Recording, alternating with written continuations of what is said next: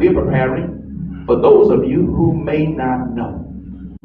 For anybody who may not know, we are sitting here today, and we've been favored. The Lord has blessed us. Listen, Miss Shirley, did you look over your head? You see what's hanging over your head? Over your head, that big device. Yes, we have what is called the halō. The halō. And that is an air disinfecting device. And this device, amen, it is designed just in case any viruses, bacteria, pathogens are in the air. This device is designed. For those of you that are looking online, you see the blue light. Those are ultraviolet lights that are inside of this device. The fan is working in reverse, whereas it pulls the air up. Any pathogens, any bacteria, any harmful, anything that can hurt us as far as respiratory wise.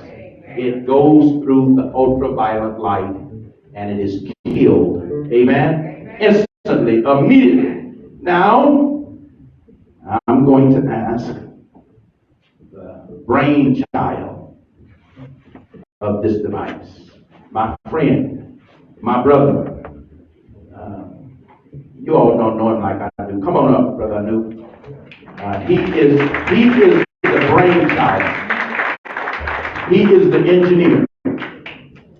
Now, I'm going to,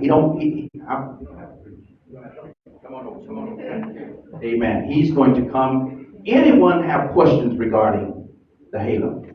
Any questions?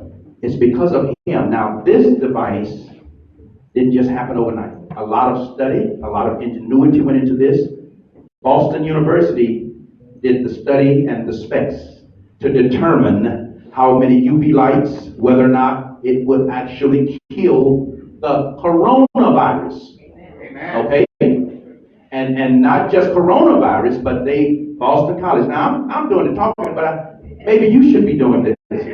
I'm doing great. All right. Okay. So Boston College, he came up with the design, sent it to them. They did the study and determined, okay, if you're going to kill it, here's what you need to do. The fan pulls all the air up. It circulates the air in this building.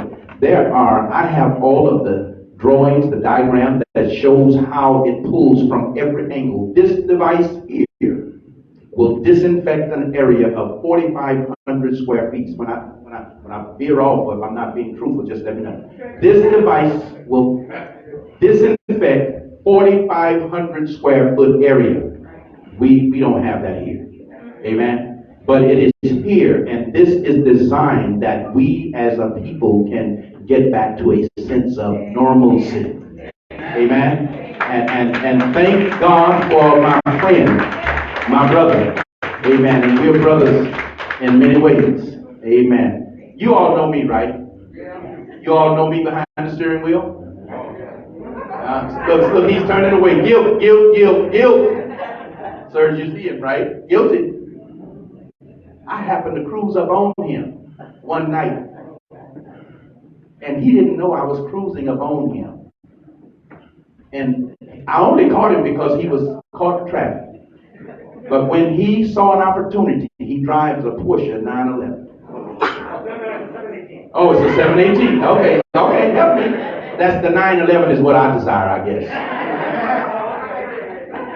But when he saw a window of opportunity, he did not stay boxed in. He made it over to the right real quickly, around everything in front of him and back over, and the last I saw was his tail lights. Amen. He's a man after my own heart. Amen. Say something. Tell the people, amen. And if you all have questions, now's the time to ask. All right. Yes, I would like to know, are all of them that size? Do you make them smaller to go into your home? Yes. Hi, thank you. First of all, I would like to thank Pastor Jones and the congregation for inviting us into your home. it's a privilege for me and for my son and for our team really. And so this is a unit that we initially wanted to focus on large public spaces because that's where the biggest risk is for respiratory infection. Now that we have this unit produced, our next step is to bring out a smaller model that would be suitable for a residential or a small business type of environment. In fact, I was a little bit regretful. My mother just got COVID, and it's mild, so fortunately it's not a serious case, but this just happened in the last week. And my son had COVID in December. He's going to go to India with the rest of the family for the trip. In fact, we were here for Christmas Mass. Amen. So, it is important everywhere. My parents have been stuck at home for the last 3 years. They don't go anywhere. They don't go to the senior center to play, bridge with their friends and colleagues. So it's important everywhere. And, also when you have visitors coming to home, sometimes you don't know. I mean, like COVID, for example, we didn't know if someone is infected until it was too late. They were not exhibiting any symptoms, and then all of a sudden you hear they had COVID, and then 2 days later other people also were positive. So we definitely want to come out with a smaller model that'll be suitable for residential and smaller locations. This is 9 feet in diameter. It's too big to put in a normal home. Yeah. I mean, I thought about putting one in my home, but no, it would just. So if you were to design a smaller one, so like say we place one in the living room, Yes. but you got 6, 7 more rooms in Yeah. the home, would that one in the living room take care of the whole house? It would, because it's bringing up the air. This unit is bringing it up at 2,200 CFM. That's a lot of airflow. So the airflow in the whole room actually going to get processed in there within a few minutes. And so even if it's not in the same room, of course, in the same room right underneath it is the most effective place. But since it's operating continuously over the day, over the night even, I mean, most of our customers in commercial installations are leaving it on 24/7. And so that way it's continuously cleaning the air, killing the pathogens, the germs, bacteria, viruses. And we also know that it kills various allergens like dust mites. One more question. Okay. Okay, so you get one and put it in the home. Does this go on the gas bill, the water bill, the light bill? Yeah, it's electric. It's all electric. It's all electric. So now, if you leave it on 24/7, Yes. I don't want no 900 hours. No. So this is 650 watts for this large unit. So a small unit would be maybe 200 watts, like 2 light bulbs, basically. So it's a ceiling fan, and then the UV lights are basically fluorescent bulbs. And so it's pretty low power consumption. In fact, I think Pastor Jones has noticed that he's been able to lower the thermostat settings, right? Right now, thermostat, and it's been off. Actually, how long has it been off? About an hour. About an hour. And right now, I'm looking at one that's 70 degrees. We used to turn out, before the halō, our thermostat would be set at 78, as high as 79 to try to warm it up in here, to make it comfortable. Since the halō has been here, last Sunday at 64 degrees, they were shutting it off because of the air circulation.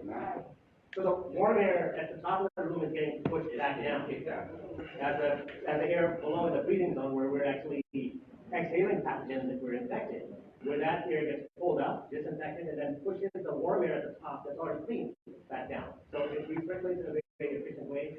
Certainly in the winter, in the summer, we'll have to see how that goes, because you would think that in the summer it would be kind of the opposite, the warm air coming down. But actually, in my office, which is in Gardena, we've had it operating now for 2 years. And what we find is that even in the summer, even when the AC is on, it's actually much more efficient in terms of moving the cool air coming out of the ducts down to where people are. And so, yeah. But thank you very much again for having us. And we have a brochure out there, and certainly can answer any questions that come up later. Do you have a question? Now, since this halō is here, should we, can we discontinue the mask? What do you think? What are your? I don't wear a mask when the halō's in the room because I know what it's doing. Wearing a mask, social distancing, even going to public places is a very personal choice. There's no law or regulation outside of maybe church policies that requires the mask at this point. That was the case, let's say, a year ago, but that's been relaxed from the county and government level. So it's really a matter of what the individual establishment thinks is appropriate and then what individuals feel. Thank you. Anyone else? Any further questions? All right, I'll give Brother Newton, give him a hand, give him a hand.